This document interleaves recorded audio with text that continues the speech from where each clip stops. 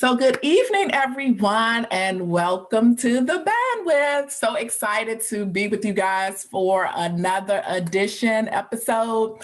I'm your host, Rosie Faulkner. Some housekeeping items. If you are not subscribed to our channel, please subscribe. This is where we house a lot of our shows, so make sure that you subscribe. Also, if you know one person that could benefit from this episode, please make sure that you share it with them. If you want, please comment your biggest takeaway in the comments section, and we will definitely engage with you there. If you have any questions for us during this conversation, please make sure that you, voice them, and we will get to them during the conversation and also at the end. So I definitely want to thank the Style True team for putting this together. And it's so funny. It's one of our Style True members is on here. So I always like to thank Eugene and Jennifer. But actually, Jennifer, we're talking to her today. So let's dive in. The topic of this episode is from behind the camera to being in front.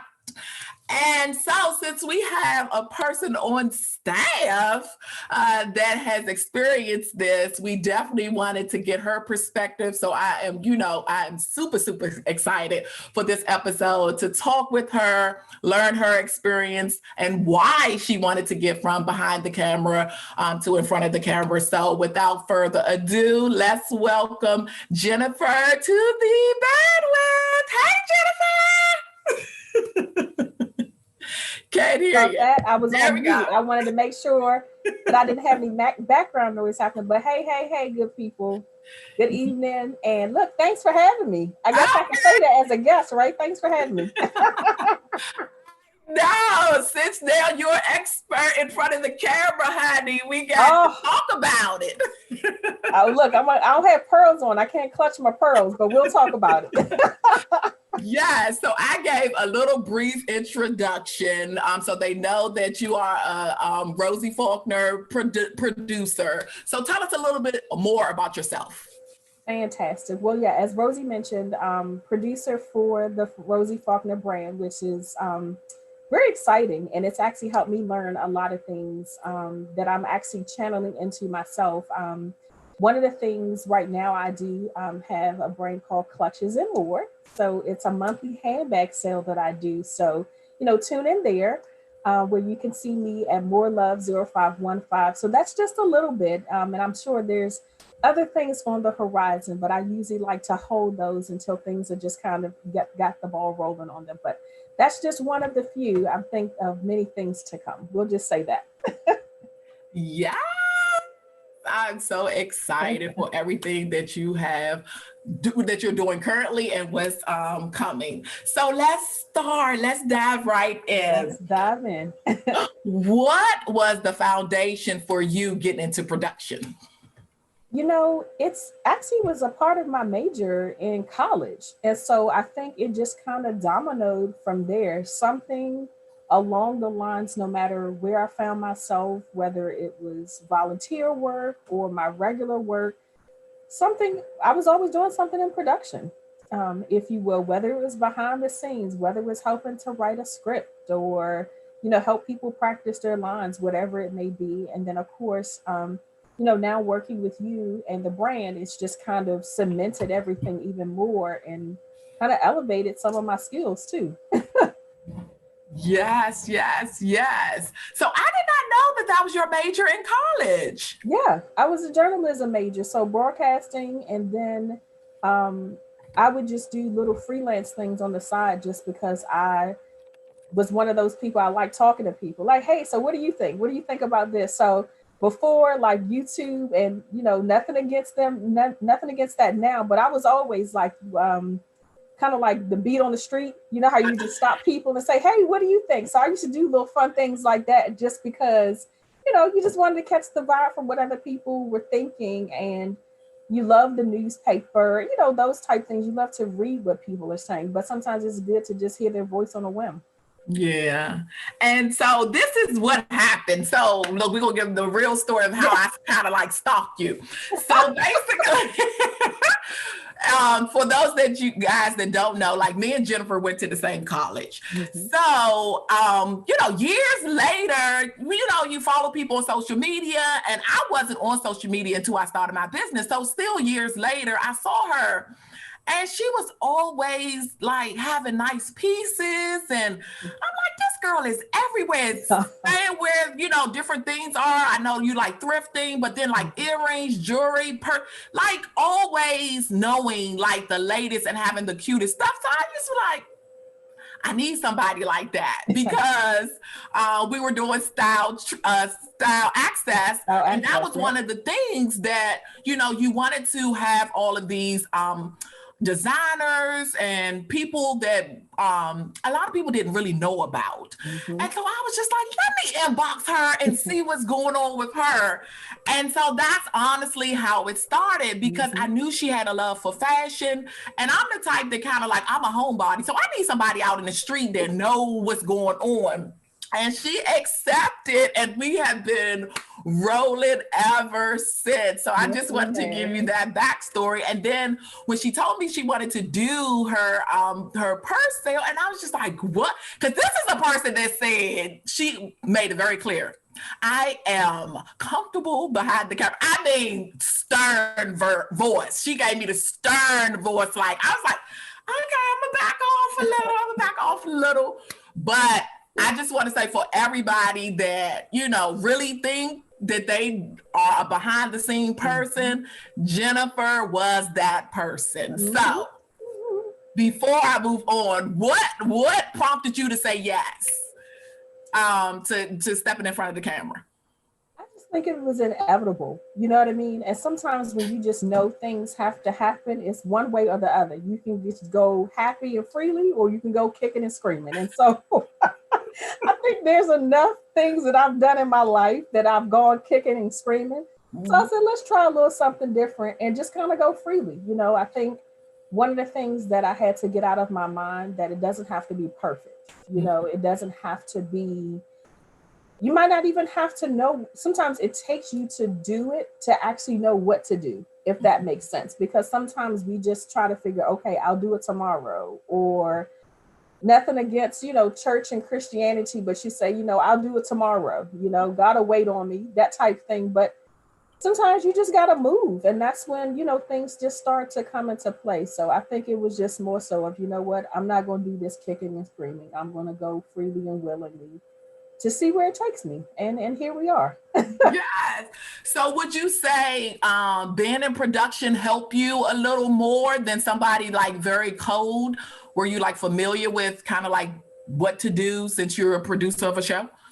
Oh, absolutely. I mean, not to toot the horn over here, but I'm going to beep a little bit in the sense that I think that that's really what helped me. That helped give me some insight to see, that even when you're behind the scenes, you still get to see what's in front of the camera, if you will. And so just kind of like those ebbs and flows, and seeing that, you might have to do a couple of takes. It's okay. Or you may have to say, nope, scrap that. We can't do it this way. Or, hey, you know what? This is the idea we had. We can't do it today. So it's going to, have to move to another one. So it's not really giving up. It's just kind of moving with the flow sometimes. That's really what it looks like in production in a lot of cases. So how did you overcome your fear? I still think I'm working on that, to be honest with you. I think I'm still working on the realizing that it's not really so much fear, and I have nothing to prove. You know what I mean? Like, it's really not about, I am the proof. Not to, say, I'm saying that in the most humble way possible, is that we're all designed to do something, you know what I mean? And we're all designed to be great. And so I think once you start to really accept that about yourself, then I think it diminishes all of those other things that may be dancing around in your head saying, hey, no, you can't do that. Or remember when you were 5 and you tripped off the stage? I mean, well, that was like 40 years ago. Who cares? And those pictures are gone anyway, because now we're on Instagram and Facebook. So, unless you're going through your mom's old shoe boxes, you're not going to find that picture anyway. So, you just kind of realize that, everything is a process. And Mhm. it's okay as long as you're progressing. So I would honestly say it's still something that I'm working on. Just not in terms of the fear, but just doing it constantly, just to be in practice of it, to kind of be in front of the camera. Yeah. And it's funny because I talked on about shooting the shits with Rosie Mhm. about, does looks matter, right? And that's because I had been doing some research. And it just seems like, because our target audience is women over 40. It seems like some women over 40 just embrace everything. They have embraced their looks. They have, like what I always say, hit the effing button, like the fucking button, I'm going to do this. But then also in my research, I found that a lot of women don't embrace it. They don't embrace aging at all. Mhm. They think, I don't look like I'm in my 20s no more. And it shows on camera. And so you always have to look at it through now with me two different lenses, like where is a person at? Like for me, I'm like the F it, I'm like hit the F it button. I think I'm well seasoned. I have accepted my flaws. We all have them. Nobody is perfect. And, I just know that the message that I'm trying to send is bigger than what I feel about myself and my flaws. So, where are you? Are you, has been growing older helped you accept your flaws, or is it the reverse?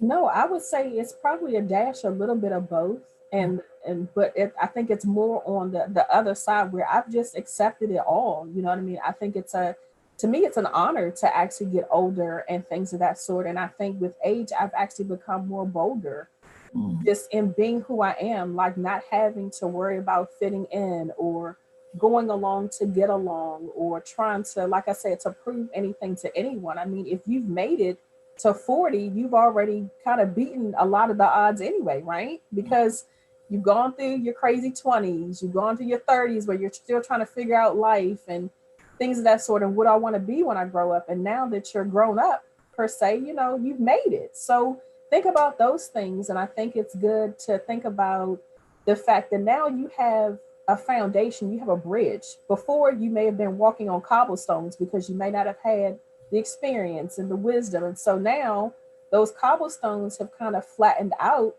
And now you can just strut. You on a bridge. So why not do it? You know what I mean? You've made it to that point where you can say, hey, I've learned about this. I understand that. And then thinking about the fact, don't worry about what it is that you don't know. mm, Open yourself up to the opportunity. And I think that sometimes people, or just in general with age, you tend to think, well, there's not much more for me, or there's mm, not much more I can learn. Man, I'm an open book. There's so much more I can learn. And that's the other thing too, that I'm always open to share things. Like I love learning and just sharing ideas with people. I mean, yeah, it may have come from my brain, but something else had to trigger my thought or encourage it. So it's not mine anyway.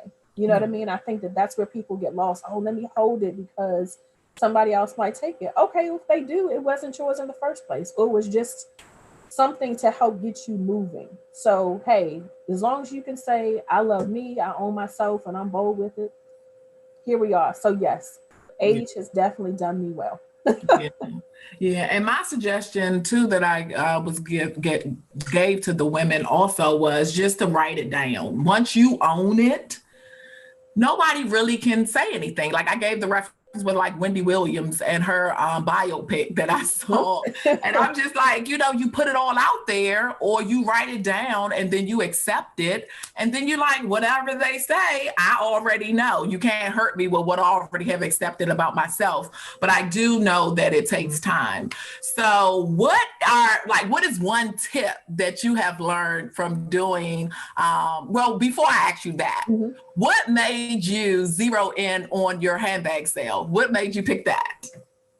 Just it was sometimes you just got to go with what you love. It doesn't necessarily always have to just be something that's, I think, that's already being done, and if it is, great. But it hasn't been done by you. Yeah. And so it was just one of those things. And then I have such a great group of friends, including yourself, where they would say, Jen, and I have one friend in particular. She's kind of a behind the scenes person like me, but she's one of those that she'll nudge you along and be like, you should do that. And it's not so much that, how some people will tell you, oh, you would be fantastic in that. She's actually kind of seen me working through it anyway. So it's like, well, what are you waiting for? Just do it. That type thing. And so I just have a natural love for accessories and things of that sort. I even think growing up, I just loved handbags. I got in trouble for playing on my mom's purses, my auntie's purses, everybody's purses. So I think it was just, it's something fun to do. And if nothing else, I'm going to always have a great handbag. I just think it's something that does something for you. Some people think shoes, are what make the outfit, and that's great. Others have, those few things that they just gravitate to. So even if you're having an off day, or the outfit is not quite what you wanted to make to be, you can say, okay, now I got my handbag, or I have my shoes, and I feel a little good about it. I mean, of course, we can't really go anywhere, so I just dress up to go nowhere, and I still pack my handbag. Because it just keeps you motivated, especially in a season and a time like this. So that was really what it was, just following what I love and just having that little swift kick, if you will, that nice little push to say, go for it. See what happens. Yes. And I think you recently posted a picture like of you young, and you sure did have a deco purse. I said, oh, like for real, this has really been a passion of hers since about 4. Exactly. I even think they staged me like that, because I barely remember that, to be honest with you. But I just thought there was, again, me going through my mother's shoebox of pictures and found that, and I was just like, you know what, I guess it was ingrained in me already. Here it is. I can barely walk, but I know what a purse looks like. Lord. So now I'm gonna circle back to my other question. So okay. What is one thing that you learned by doing your lives that you can share? One tip. I think it's fun. I think I learned that if you just bring yourself and keep doing that more, then you can start to see things evolve. I think it's the producer in me. I go back and watch tape, as they say, or replay the tape just to see different things. So I think if I had to say one thing, it's just, try it, see what it looks like, and then review the tape. And keep going from there. If you're a person that can do well with feedback, I know some of us say we can, but others, it's really hard to sometimes hear that hard feedback. So if I could add, I guess, the 1A piece of it is just to seek out constructive feedback that that's really going to help you, and not to just something else to talk about you, to say about you, if that makes sense. Yeah. And so how long have you been doing your lives? Since September. Since September of last year. So it's been about maybe 4 months now. And would you say, how long did it take you to get more comfortable in front of the camera, or have you achieved that yet? I would say that I'm still working on that piece of it, in terms of I'm comfortable in front of the camera. So to answer that first part of your question, I would say that I'm still working on how I want it to appear on camera. So like my staging and things of that sort. Like I always make sure that I present myself well in front of the camera and what I want to look like. But sometimes your staging can also be a distraction if it doesn't match what you're presenting in front of the camera. So I can honestly say that that's one of the things that I'm still having fun with, and just kind of working through, and seeing how I can shake it up a little bit. Yeah. And then, since you are fairly still new, how did you pick like the equipment that you were going to use? Did you go all out, or did you just keep it simple? How did you choose that? You know what? I just started playing around with my cell phone. Really. And they have, so since you pay for these gadgets that are like hundreds of dollars, you might as well make the best of them, right? So I'm one of those people too. I wouldn't say I'm a techie, but I will play with something until I almost break it, just so I can see, like, what the functions really are and how they work. And so that's what I started doing. I just started playing with the functions of my phone to see, what can happen and what can be done. And of course, with the different platforms, they keep changing. So you're always like, reading different things. And of course, I don't press the button on those things because I don't know what's going to save, what's going to record. And, it may not be what I want to present. So I still don't want to create a bad vibe. But yeah, so I have not gone all out. I've kind of used the resources that I have at hand, while still learning about the things that I could get. Because there's some things that, I think that are still very useful. So I will probably eventually invest in those too. Mm-hmm.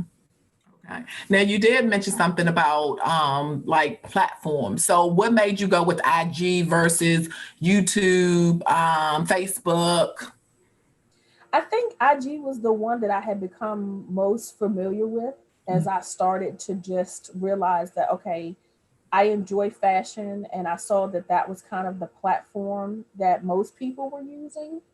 And so that's what just made me do it. And so I think that was the one I honed in on because I was more familiar with it, to be Mhm. honest.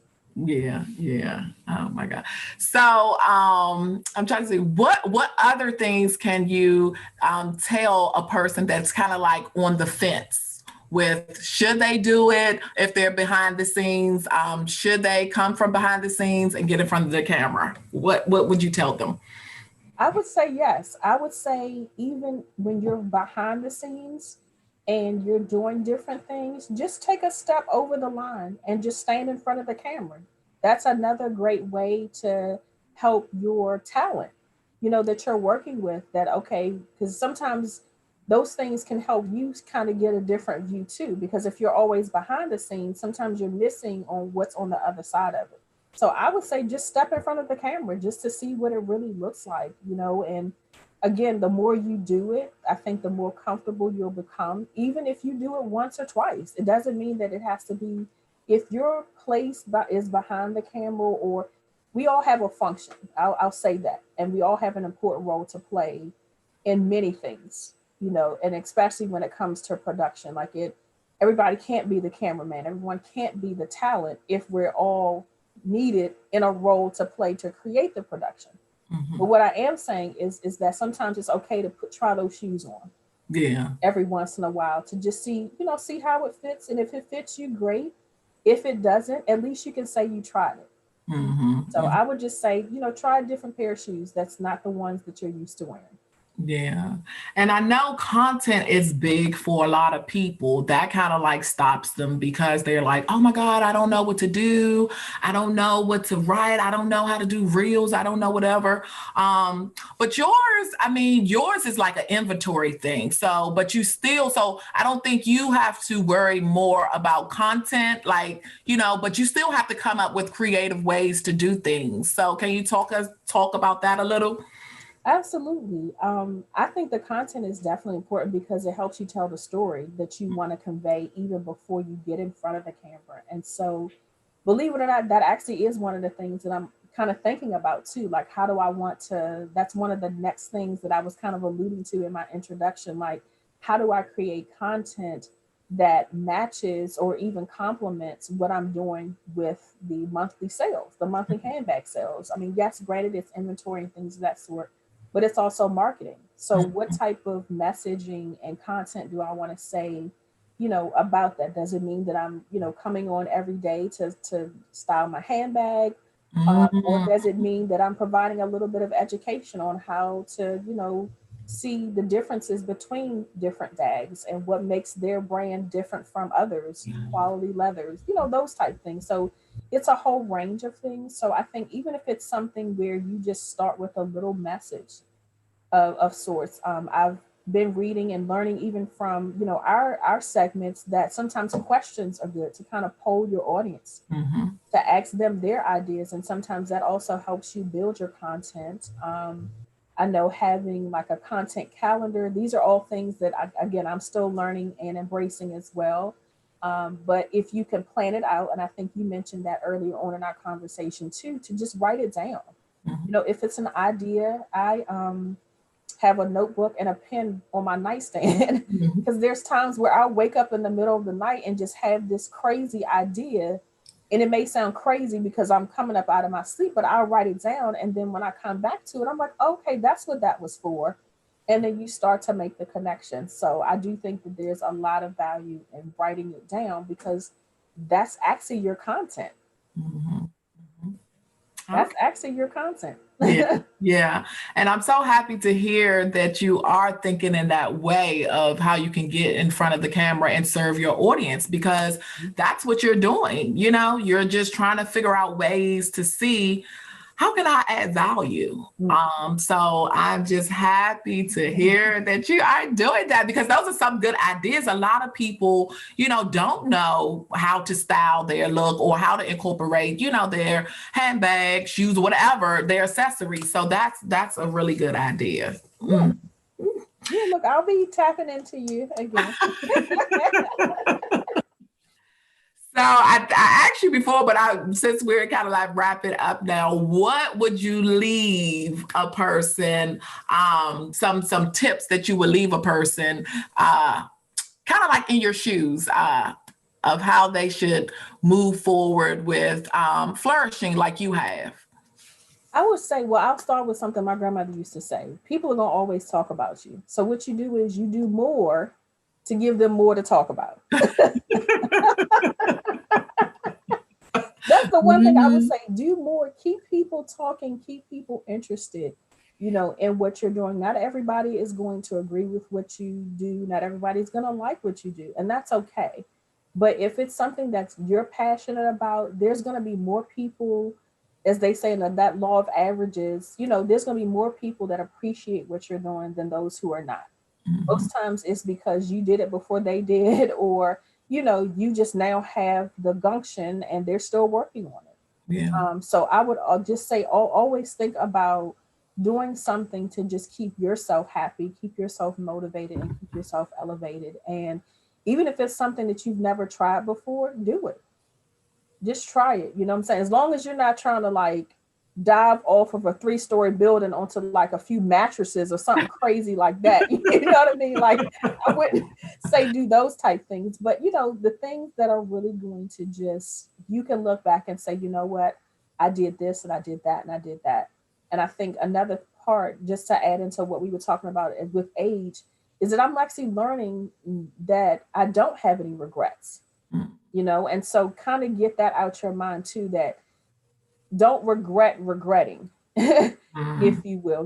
Really think about, what, even if you did it one time for 5 minutes, okay, I did that. That's something you could say I've actually done. And so, not so much creating a bucket list of items, just like you said, make a list of things that you just wanted to try or wanted to do. And you get to it and you do it, and you find that I love it, or you find that, what, this was good for me. It's just like when some people may try sushi, what, I thought I would never taste it, but here it is. I've done it, and you could say you've tried it. So that's what I would say. I would honestly say, in summary, try it at least once.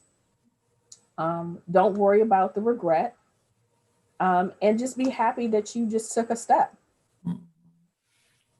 Okay, my last two questions, and you kind of told us a little bit, but what's next for you and how can we support and follow you? Fantastic. Well, what's next for me is just expanding my range of learning in terms of whether it be with the business or just, honing in on my skills and talent with being in production. And then you can follow me at More Love, just how it sounds, MOORELOVE 0515. Well, thank you, Jen. You're welcome. This was And, fun. yes, and I know it's a lot of people that are behind the scenes, and I know that this conversation has helped them to kind of like give them a nudge to be like, you know what, I can do it. Like you said, just try it and see if it's for you, because honestly, it may not be, but it may be. And then that's something that you can definitely flourish in. So thank you so much for saying yes to this. You are so welcome. I mean, let's not forget, we're also working remotely. So you're actually in front of the camera every day on Zoom, Get dressed. Not saying that you have to fully, but that would be another thing I would say. Get dressed and see how you present yourself on camera, and even critique. Use that as part of your critique. Yeah. To help you. Yeah, no, that's a good point because Yeah. that's one thing, like you said, this whole COVID thing has forced everyone to be on video. But it's like a lot of people don't want to turn their cameras on because of the way they look and not even say if, they want to put on makeup or whatever, but they just don't want to be in front of the camera because they don't like it. They feel like it put pounds on them or, whatever their case may be. So it's just more, just self love, Exactly. just that. And so that's what I Exactly. know that we can definitely help our audience with. Just the ones that really want to do it, just overcome that, Mhm. anxiety and also that appearance. And once I think those are like the two biggest things. And once they do that, they're good to go. So Good to go. I agree. yeah, we got our work, girl. We got our Yes, work. we do.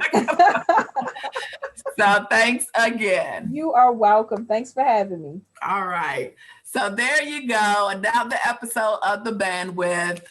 Again, if you know of one person that could benefit from this conversation, please make sure that you share it with them. If you're not subscribed to our channel, please hit that subscribe button and also follow us over on IG. We will be back with you next week with another episode of The Bandwidth. So thanks again and see you next week. Bye-bye.